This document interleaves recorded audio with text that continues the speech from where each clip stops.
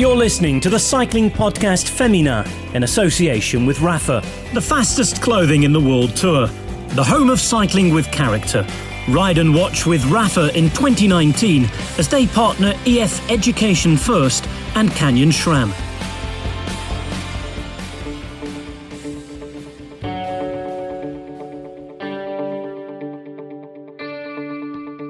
You are listening to the Cycling Podcast Féminin, brought to you by Skoda. Dedicated to closing the gender gap in cycling, one race, one cyclist at a time. This is our time. Today we're in Burton Dassett. Hello, my name is Richard Moore. I'm with Rose Manley. Hi, Richard. And Daniel Freeb. Hello, can you explain that, please? Well, we're in Daniel Freeb country, aren't we? I'm not Daniel Freeb, though. You may have noticed. You're not. You're Orla Chennaoui. I am. Well, we've got to pick you up here, Orla, because you're saying I'm Daniel Freeb because I'm a bit down. No, there's no connection there. No, we're in Daniel Freeb country, and Daniel Freeb will feature in the episode. He will. Not in person. But you've had a bit of an equipment malfunction today. Oh, a bit of an equipment mare. Got some really good interviews, and I was really excited because we'd managed to tell a wonderful story of the stage through our interviews from both before and after the race. And sometimes it just works out beautifully where you've interviewed someone who becomes then crucial to the action or crucial to the race by the end of the day, and you think, boom, I got that nailed. And that's what I thought until we just put our little card into each of our readers, and not one of them could read any of the data. So all my interviews from the day are gone. Lionel Burney is very familiar with this scenario, so if it's any consolation, even the greats of podcasting You've done have a this lineup, problem. basically. Even you and the greats, Orla. Yeah, that's a real boost. Where are we, Orla? Richard. We're in the Red Lion pub in Warwickshire near Burton Dassett Country Park. We've been in here pretty much all day. All day. haven't we? We have. We have. basically- Sipping moved. Diet Coke, I should say. Yeah, we have moved about 3 meters though. So, well, no, we went up to the top and then It's a day that promised little when we arrived at the top of the hill, and it was very rainy, and there was a tent for the media, so we came back down the hill and came to the pub. But it was actually a cracking stage, wasn't it? It was amazing. There was a tent up top and a lot of tension, I felt. There was a bit of grumpiness I sensed amongst the team. We were all a bit fed up, I think, because there were like 2 freestanding portaloos up there. There was one 3-peaked tent for the media, and that was it. And we thought, sod this for a game of soldiers. Came down the pub. Karine from who does the Women's World Tour video said, never before would I think that one of my concerns while on my job would be that I might step in a cow pat in the media room, in the actual press room, and that is what happened today. But it was a cracking stage. Absolutely loved it. We were able to follow it from here, as we usually do on social media.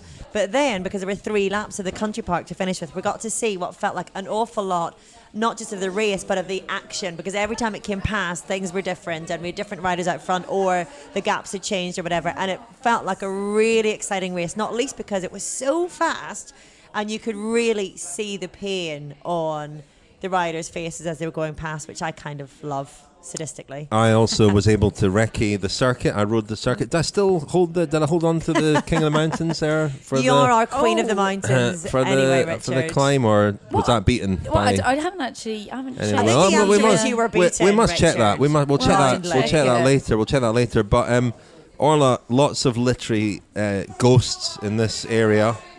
Including Daniel Freeb, the ghost of Daniel Freeb. But no, lots of literary ghosts. You did Shakespeare when we were in this area last year, but I think you're giving us a different literary figure this year. Yes, I was going to do Shakespeare again, but when we went through all the titles and references, I feel like I managed to get a lot of them in last year, so we thought we'd go for something a little bit different. So instead, we've gone for a bit of a twist. We've gone for guess the reference today.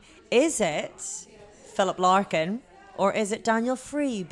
2 literary giants of Coventry. Of Coventry, because Larkin is very associated with Hull, where he lived, but he was born in Coventry, I think. Born in Coventry and lived around here briefly. Lived in Warwick. You're not a fan, Rose, we were saying. No, well, yeah, but then when you started saying the quotes, I thought, yeah, maybe. I think it's just one of those things. If you study someone at school, then it kind of... I remember just the Arundel tomb having to do that. I doubt that is going to be in the story on stage. It's Very not, impressive actually. It's not. So, but just to explain to listeners, some of your references will be Philip Larkin, some will be Daniel Freeb. Very difficult to tell apart. Well, I don't know. We'll see, won't we? They both have the same sensibility, but if you'd like to crack on with the story of the stage. Well, shall I talk about? Should we give yesterday's winner first, or should we leave that for later? Leave that for later, because we've got a competition winner to announce. Well, I think it's fair to say that we've been a little bit disappointed with the first half of the race in terms of a lack of attacks, at least. We've been looking forward to today, really, but then always eager for the future, we pick up bad habits of expectancy. Something is always approaching, isn't it? Every day till then, we say, well, today is then. The first summit finish in the women's tour history. We're sitting in a pub at the foot of the climb, as you said, Richard. Burton Dassett climbs from the Red Lion pub like aroma from a kitchen, its wisp of road rising slowly and serenely towards the summit 1 kilometre away.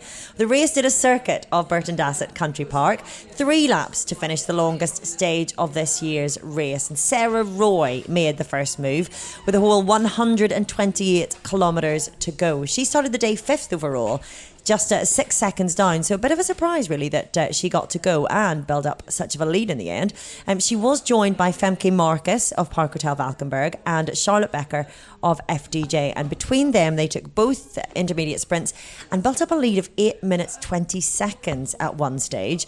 Trek and WNT finally did start to lead the chase with about 75 kilometres to go. And by the time we got to Burton Dassett for the first time, it was quite difficult to see through the sheet rain. But, you know, a brutal day like this on the road, like death, is no different wind at than withstood, is it? It's who can withstand it best that really matters. Through the gloom, a blink of light suspended between the twin strobes of a car's headlights. Sarah Roy leading Femke Marcus, with Becker then dropped. Elisa Longoborghini, Kasia Niewiadoma and Liane Lippert of Sunweb not far behind then. Roy and Marcus were then caught. Roy out front all day long until then, but being brave lets no one off the grave. By the time they came up the climb the second time, it was Niewiadoma, Lippert and Longoborghini in front. They were then caught by the chasing group on the next lap, which included Lisa Brennauer, who had been the race leader at the start of the day, and Lizzie Deignan. So we had a charge of about 25 for the line. So we were standing just by the finish line by that stage with a pouring rain, everyone taking shelter where they could. And then out of the gloom, 2 eyes blaze, 2 shoulders sway, 2 lips purse, 2 thighs thump, pound and pummel. Kasia Niewiadoma took the win over Liane Lippert and Lizzie Deignan in third. Bicycle racing is a strange game, though, isn't it? Such are the vagaries that even the strongest cyclist will lose far more often than he or she wins. Niewiadoma, one of the very strongest, and this was her second win of the year, a former winner of the whole race, of course. You'll both remember when she won this race, she did so with a long, daring solo attack, but I reckon originality is being different from oneself, not others, and she has proven her originality, proven she can win in all sorts of ways. So she took the stage win. The leader's jersey passes from Lisa Brennauer to Liane Lippert. Christine Majerus keeps the Queen of the Mountains jersey. Yolian Dora keeps the points jersey. Corin Rivera retains the sprints. Lizzie Deignan still the best British rider, and Sarah Roy wins the combativity prize. Team Sunweb are now the best team. So we were afraid today that we'd have to wait for the finale for our first bit of action, but plenty of action right from the start, proving that something like nothing happens anywhere. The fastest clothing in the world tour. The home of cycling with character. Ride and watch with Rapha in 2019 as they partner EF Education First and Canyon SRAM. Bib shorts are the most essential part of your cycling kit. Hi, my name is Alexis Ryan and I race for Canyon SRAM. It's where you get the most friction, it's where you possibly get the most discomfort, and to have a pair of shorts that are comfortable and reliable, they wear well, and they're made out of high quality materials. That's really important for us as professionals. My Rapha bib shorts are the best in the world.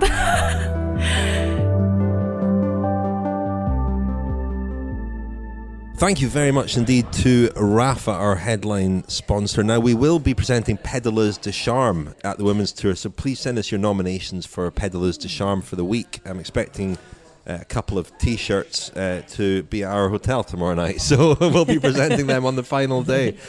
Orla, I have to say, that was magnificent.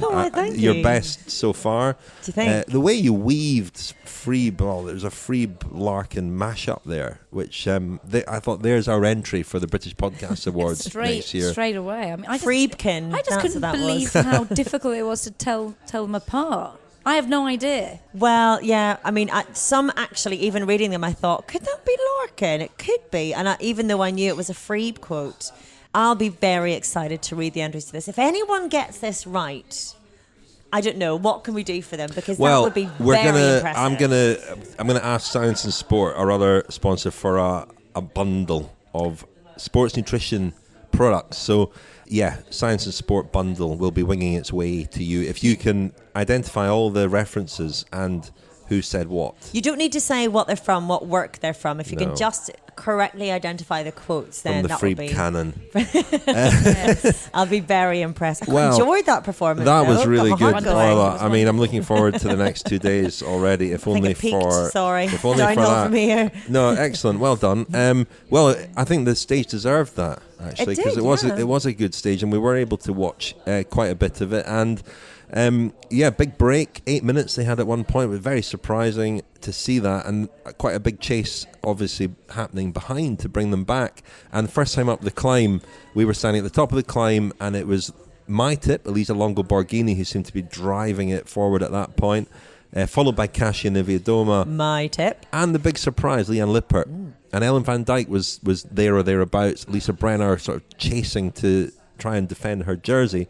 But clearly Niewiadoma and Lippert were the two strongest today, and they fought out the finish. What I was really impressed by actually was Lisa Brenner, because chatting to her afterwards, we saw the bodies just strewn everywhere after the finish line. Riders were falling off their bikes in exhaustion. So much was given on the stage today, and Lisa Brenner was one of them. So I stood by her for a good 5 minutes, allowing her to recover. And by the time shall we hear from her now? Well, we would hear from her now. Thank you very much. Except, of course, my recording didn't work. But she was saying how today is just not a stage that would suit her, and she was sort of downplaying her performance, saying, I'm quite proud of how we did. And then when I pointed out to her just how incredible her performance was, the fact that she was right up there on every lap of that climb, and just sort of then give a rueful smile and said, yeah, actually I'm quite delighted with how we did that, and we gave everything. And she wasn't quite sure yet if they had lost the jersey, although she was pretty certain that they had, but she was really happy with their performance. I think really happy that they'd given it absolutely everything, that the team had given it everything, and that they'd done the jersey justice. But it was that exhaustion across the finish line that really struck me. We don't often have the privilege of getting to see that, really. And because we don't have summit finishes very often in the Women's World Tour, it was quite remarkable, I thought.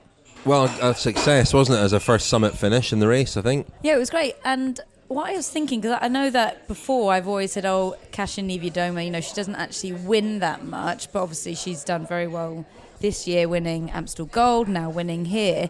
And I was just suddenly, this might be one of those comments where I say it and then I suddenly realise I'm completely wrong.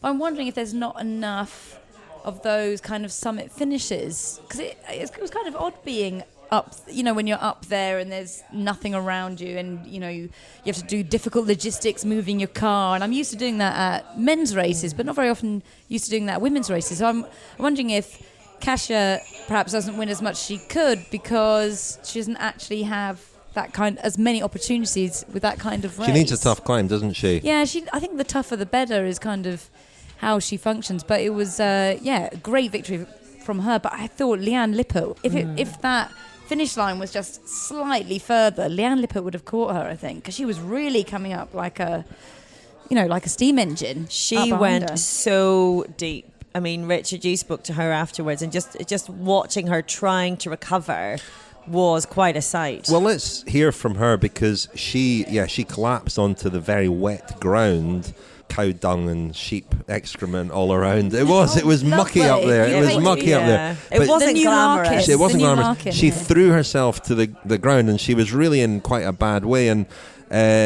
wasn't able to speak for a while. Leah Kurtzman told me to give her some space, which I did, and then Con Rivera appeared, and Rivera obviously won this race last year, and Rivera kept saying, I'm so proud of you, I'm so proud of you. Lippert is just 21 years old. She's a German champion. She's never really put in a performance like this in this sort of company.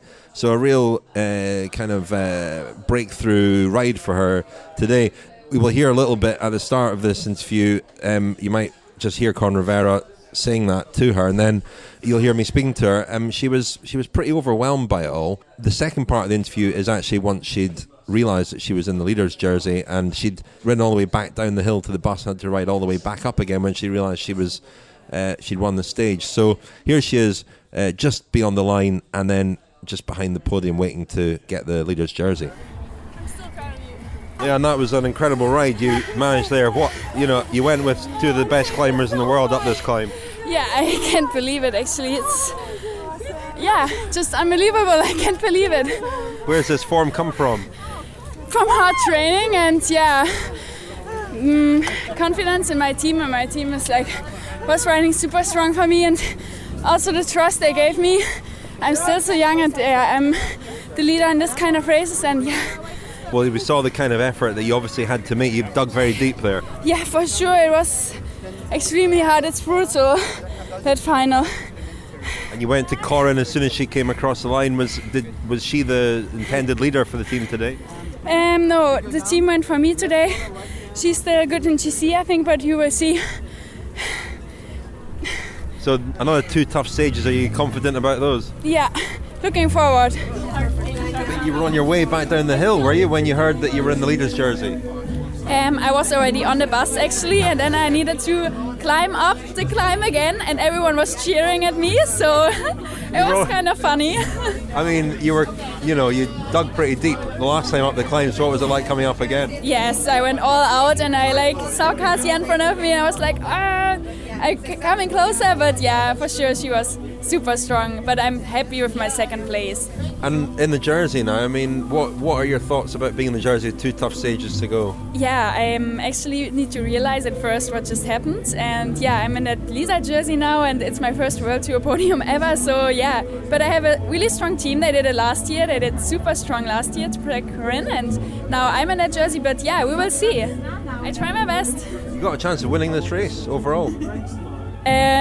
I hope I will try my best. I have a strong team, and yeah, I'm confident. And I spoke to the winner, Kasia Niewiadoma, and actually it's nice to see. We get very used to cyclists saying, I'll take things day by day, I'll see how my legs feel tomorrow. But Kasia was actually on a real high and was already staking a claim for tomorrow's stage and for the green jersey. Kasia, congratulations. How does it feel? I feel like I just need time to understand what did that happen. I mean, it was wonderful final because my team did what we planned, put everything into practice, and for the first time since a long time we were there, we executed our plan, and yeah, I'm so happy because we achieved it together, so that was perfect. And your win was very different from the last time you won at the Women's Tour with a solo break, a huge margin. Yeah. How were your nerves coming into that final climb? To be honest, because of this rain and bad weather conditions, I wasn't nervous, I wasn't stressed, I was just thinking about going deep. And I took little rest before this race, so I wasn't sure how my legs gonna respond me, but yeah, I felt good. And does it make you feel happier for the next couple of stages to go as well? Yeah, I do believe that tomorrow's gonna be insanely hard. I know that legs are there, so I will just try to repeat my success from today, and yeah, that maybe would put me into green jersey. And do you feel like this year you're having a bit of a winning breakthrough? We know you can win, we know that you're always up there, but to have a couple of big wins must give you a huge confidence boost. Definitely. Now I feel like I know when exactly I should attack. It's not that I attack a million times, but I became more patient, I think, and just like aware of what my goals are. So that was Kasia Niewiadoma, the winner, and it's worth noting that she's on the same time as Liane Lippert on GC, so they're very, very close. At Lippert arguably has a stronger team, perhaps. I don't know. Kanya Stram pretty strong as well. And both of them have got more or less a full team. Cecchini left, didn't she? But both have strong teams, and Sunweb have the experience of having defended the jersey last year.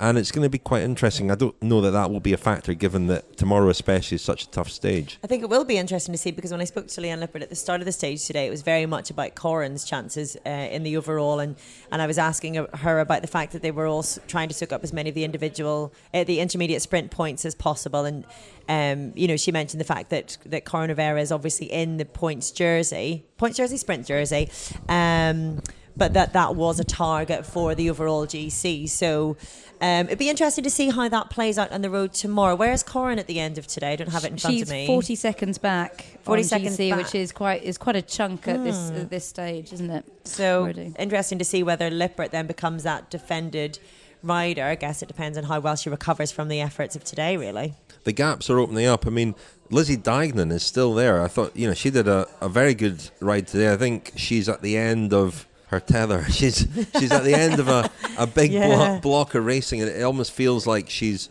wanting to get this behind her and have a proper rest. She's going to miss the national championships, actually, which is quite a big deal. She needs a rest, she says, but she's riding very well. She's been riding incredibly consistently here, especially having been caught in both crashes on Wednesday.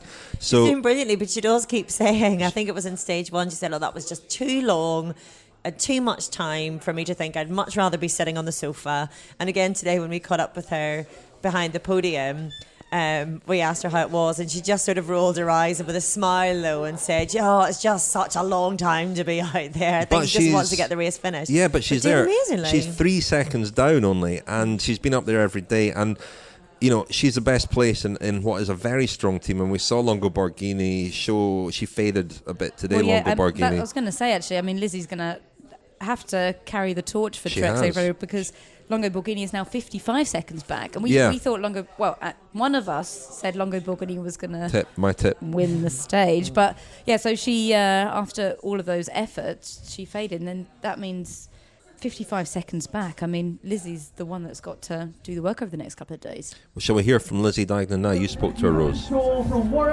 Lizzie, the whole of Trek Segafredo was very active today. Tell us how the plan all worked out. The plan was to keep me and Elisa up there in the final. Elisa followed Kasia on that first time up the steep climb.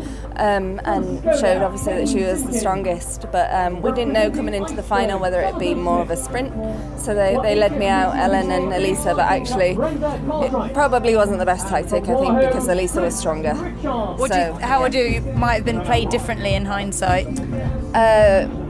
Hesitated longer. We would have either launched Elisa in an attack so that Kasia had to counter and I could try and hang on in there for the sprint, or it was difficult to communicate today because it was very complicated, and the radios are always that easy, and it's very hard to look at a stage on paper and make a plan, especially when your sensations in a race like today change so much. So I think as a team we rode really well. I mean, Anna and Abby were phenomenal all day. They kept the break at a reasonable time, and without them we wouldn't have been anywhere near holding on to the GC. So it was a good day overall, I think. And are you happy with your a second podium in this race? I seem to be there or thereabouts all the time, so that's a good sign for me, that I've got some work to do in training still when it comes to the finishes of races, so I'm pretty happy. And which of the next few stages are you looking forward to most now? The finish line of the last one, probably. It's going to be tough. 2 tough days to go, but the same for everybody, and I think we've got a really strong position now with me and Elisa both up there on the GC. Hi, I'm Sarah Story. I'm the Academy Principal of the Skoda DSI Cycling Academy. Well, here at the concourse, just above this amazing track here at the London Velodrome, we've got watt bikes set up, we've got some turbo trainers set up, and we're about to do our testing day to select 5 applicants for the Skoda DSI Cycling Academy for 2019. So I do a lot of rowing as my main sport, but I've always enjoyed cycling as cross-training for that and doing longer rides, so I thought I'd put my name down and see how it went and be invited. I'm Maddie, I live up in Chester, so I drove down last night to avoid the commute today. It was good fun, tough. I think I went off a bit light, so had to make up for it at the end, but it was I was at the right level of tired at the end, so happy with that. we have equivalent tests on rowing machines, but never on the watt bike, so it's all quite new for me. A lot of people cross over between rowing and cycling because it's a lot of leg based, but obviously in rowing you've got your arms to help you, whereas in cycling they're completely useless. So I think I'm getting better at knowing where my body needs to be at what point in the test. So I was able to gauge I went off a bit light, and so I adjusted as I went through. Yeah, it's the plan, keep learning, get better, and see how it goes. Thank you very much indeed to Skoda for their support of the Cycling Podcast Féminin for a second year, for giving us a lovely car, which is quite dirty now, but we'll try and clean it. And for your side. Yeah, well, it's got a very dirty bike in the boot as well. But also, we heard a clip there from the Skoda Cycling Academy at a few days ago now, which had involved 50 women been given an opportunity to test out, and I think 5 of them have been selected to ride with the Internationals at the Tour de France this year. So we'll hear clips from that all this week. Now, we had the competition, of course, to name all the Dusty Springfield song titles in yesterday's episode, and an amazing prize courtesy of Iceberg. Yeah, the prize being to have VIP tickets for hospitality at the end of stage 5, so tomorrow, and also to go on stage to present the Iceberg jersey, which I think is very exciting. And we did have a winner who got every single one of them right, and that was Fiona. Fiona Prue. We had a few who correctly guessed, I think, all or most of the titles. We had a few, and a lot of you very quick off the mark, but Fiona was quickest, so congratulations, Fiona. Shall I read out what they were in case anyone's... Yeah. I like to know at the end of a pub quiz what the correct answers were. I like to tie up the loose ends. So we had breakfast in bed, give me time, I don't know what to do with myself, if you go away early enough, stay a while, the middle of nowhere, anyone who had a heart, wishing and hoping, the windmills of your mind, little by little, and all cried out. So well done if you got all of those. And well done, Fiona, and apologies to the others who sent in emails guessing correctly, identifying them all. I want to give a special mention to Mike Waring, who is one of those people, and sorry, Mike, that you weren't as quick off the mark as Fiona, but he's emailed us again tonight. As you haven't been in touch lately to tell me how clever I am for naming all of Dusty Springfield's hits, I thought I would tell you about my day at the Women's Tour today instead. Now listen to this. On my way to Warwick this morning, I managed to reunite a chap with his iPhone and to aid a visually impaired lady who had been abandoned by her train company. So when I saw on Twitter a message from Sophie de Boer of the Park Hotel Valkenburg team saying that she had lost her GPS device yesterday in the crash that took out Marianne Vos, I thought that sounded like a mission for me. On my way home, I took a diversion to Didcot and went in search of the crash zone. Needless to say, I didn't find Sophie's digital device. That's disappointing, Mike. But I did find a heap of discarded race numbers, some swab wrappers, and a sense of my own mortality as lorries sped past inches from my head while I was elbow deep in nettles and brambles. That'll teach me for thinking that things come in threes. I mean, Mike, you deserve a prize for that. That is brilliant. Absolutely fantastic. And I'm sorry that you weren't our winner, but while being very happy for Fiona. You're a winner at life, Mike. Winner at life. You're a champion in my eyes. A winner at life, definitely. I think we should send Mike some kind of prize. Yeah, we'll come up with one. We'll think of something, Mike. You phoned Fiona, our winner. Let's hear what she said. Hello, Fiona. Hi. Fiona, hi. It's Orla from the Cycling Podcast here. Hey, Orla. Hello, how are you? I'm good, how are you? I'm very well, thank you. I'm just ringing to say congratulations that you've won our prize for stage 5. Oh, wow, how exciting. Yay! I never win anything. You never win anything? No, normally, no. Oh, well, this is a good one to win, isn't it? Are you okay with going on stage? Do you quite like a performance? Well, no, not normally, but yeah, wow, what an opportunity to get on the women's tour stage, hey? Yay! Well done. You got every single reference right last night, so congratulations. Yeah, you did. We usually go for whoever gets closest, but you got everyone right. Oh, wow. So will we see you on stage 5 then?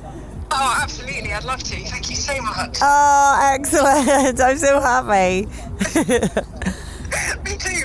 Okay, well, we'll be in touch, I think, about organising details and everything. Okay, that'd be brilliant. But we will see you tomorrow. Yeah, see you tomorrow. Thank you so much. Okay, bye. Bye.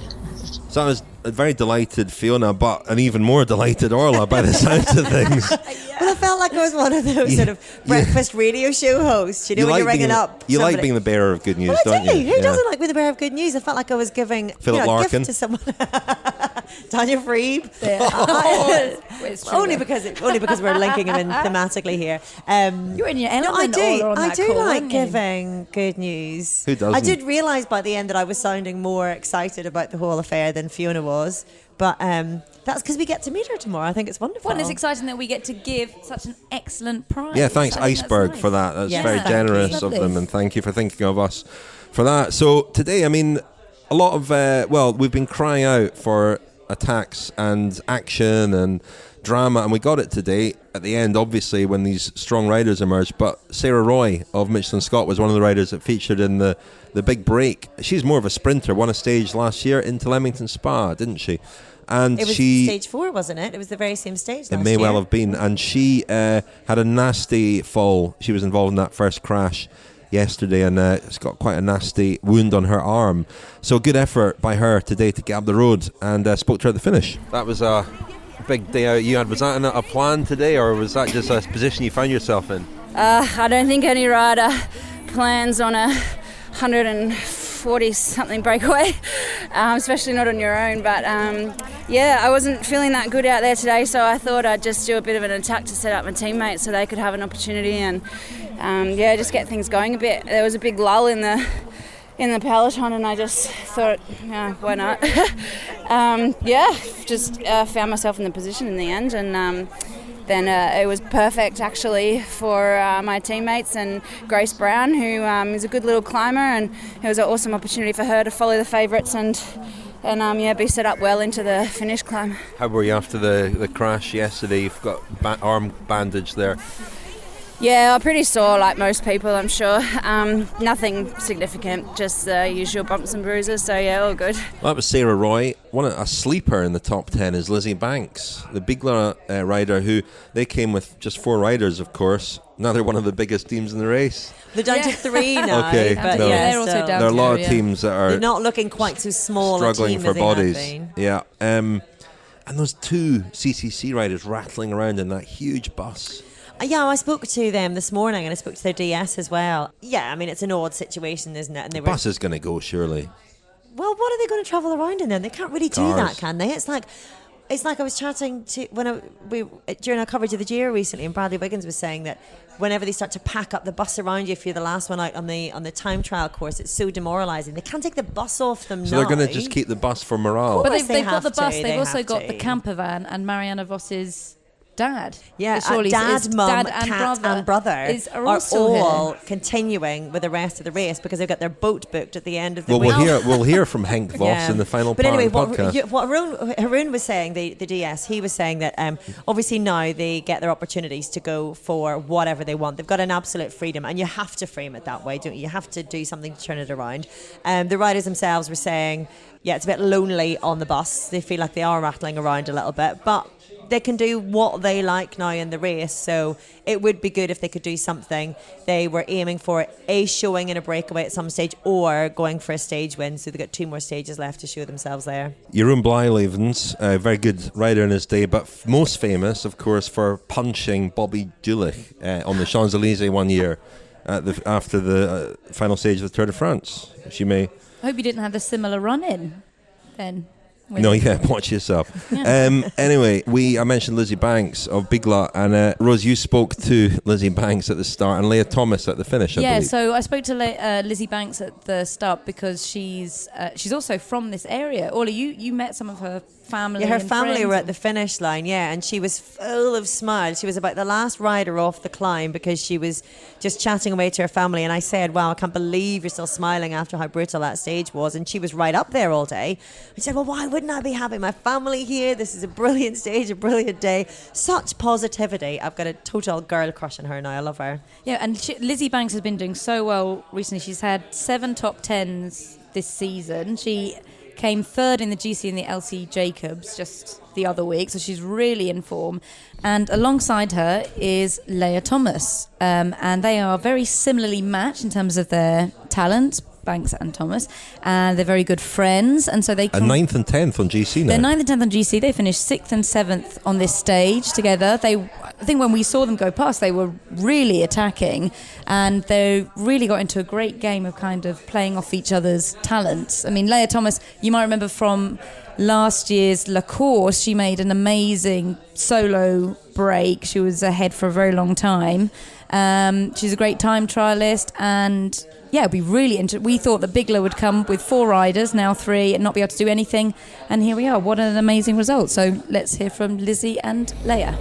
So Lizzie, first few climbs for this race today. Are you relishing that opportunity?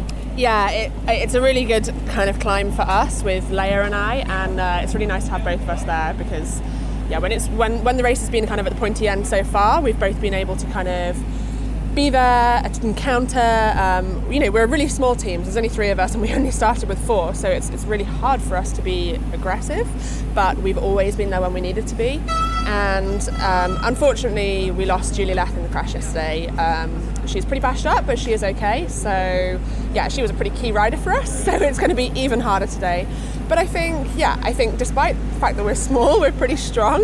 So we're just going to see what happens out there. It's the kind of racing that we really love. It's cold, it's long, it's wet, it's hard. So we'll see what happens today and tomorrow.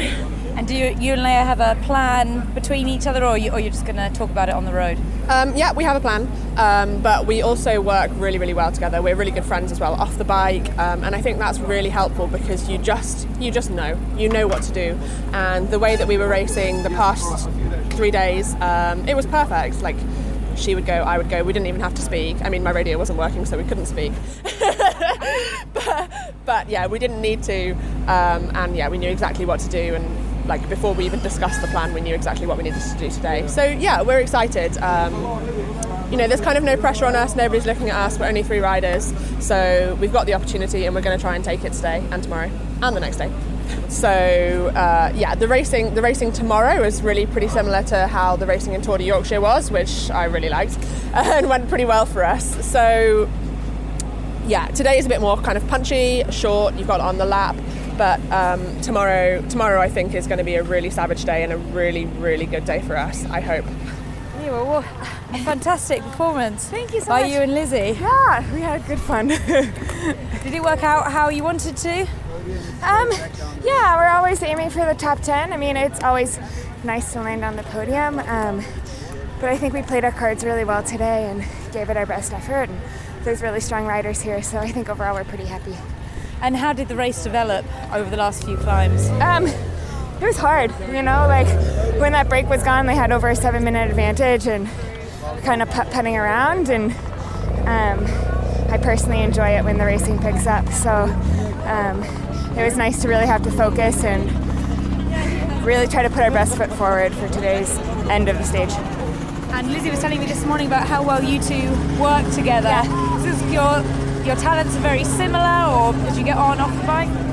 We definitely get on off the bike. We were teammates last year on United Healthcare Pro Cycling, so we already have a year of racing together under our belt, so we're able to read each other pretty well and kind of play off each other with attacks and share the workload or decide who's doing the work, whatever we need to do. And it's just really easy to communicate with her and work with her, and it makes racing really fun. We've got with me here Queen of the Mountains. The Queen of the Mountains, Richard Moore. How was that, Richard? Oh, good timing, Rose. You got sweat dripping down you. You're obviously out of breath. Well observed. Hey, fantastic. I got some cheers there up the climb, which was nice. A few encouraging little shouts. Didn't help much. I got told near the bottom by Marcel that you need to go quicker, chap. The peloton's approaching. Well, that was Queen of the Mountain, Richard Moore. Briefly, until the race came through.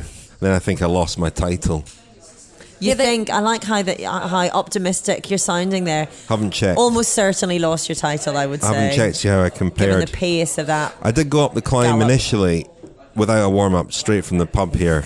So that's the time that will appear on Strava. That's the only reason I was beaten by the best women in the world. I'll caveat it with that. Yeah. You'll make more excuses as well about gantries being put up and fences. There was that. I had to stop and chat to people, fix a puncture. Oh, yeah. And, I'd get my media pass out to get through and everything. So time not as fast as it might have been. Well, you should have seen him. He was properly sweaty. Properly sweaty. Glad I didn't see, really. Well, I know. Really I regretted it immediately, but yeah. Really sweating you quite haven't showered since then, have you? No, I haven't. No. So looking forward. Can you lower that arm slightly? Looking forward to the car journey. Are you just going to be brewing that smell for 3 hours? That's just...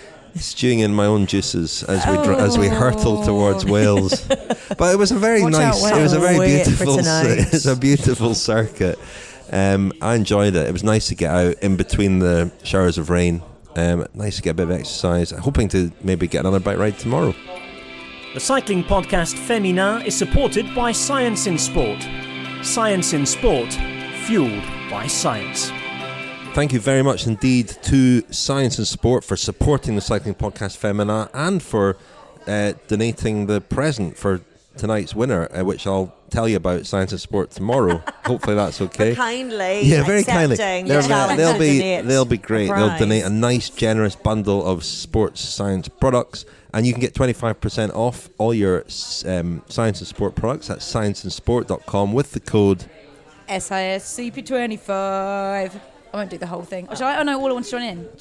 Yeah, keep going. This brings out the football thug in you.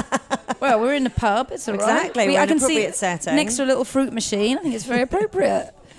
Got a pint of Coke on the go. Off we go. SISCP25. SISCP25. CP25. CP25.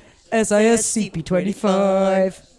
Ooh. I should say the pub kindly turned the music off so we could record and navigate this. And now they're all looking at you like you're absolutely mad. Recording here, little did they know. Anyway, thank you, Science and Sport, and in advance for the very kind prize. Now we were it was a aftermath of the crash really this morning. A miserable morning in Warwick, raining again. And a long, tough stage, and quite a few riders still in a lot of pain. From the crash the previous day. The headline, of course, was Marianne Vos had to abandon the race while in the race lead. She went to hospital. She had stitches on the brow of her nose and in her mouth, and she didn't stay in hospital. She was let out and went back to the team hotel last night. And I saw her father, Henk Vos, at the start this morning and got a little update from him. I mean, how is Marianne? Was she in hospital overnight? No. Yesterday they came back to the hotel. They were in plastic surgery on the nose. And further she's okay. So no concussion or anything like that? Concussion? She didn't? No headaches or something. A little wound inside the mouth. But and then the nose. But on the legs and nothing broken. Stitches in the nose. Yeah. From the sunglasses, it was in. Where is she now? She's now on the way home. And is she very disappointed? Yeah, of course. She's sporting. They was in good shape, and the possibility to win this race, it was great, and. Yeah, then she's very disappointed, Any idea when she'll be able to get back on her bike? Yeah, tomorrow. Tomorrow when they came home, maybe in the afternoon, it's not raining, then they go on the bike. Further on, is okay. And what about you? Are you staying here or are you going home as well? I have a mixed feeling now. I'm staying here and, do something for the team, little things and sport.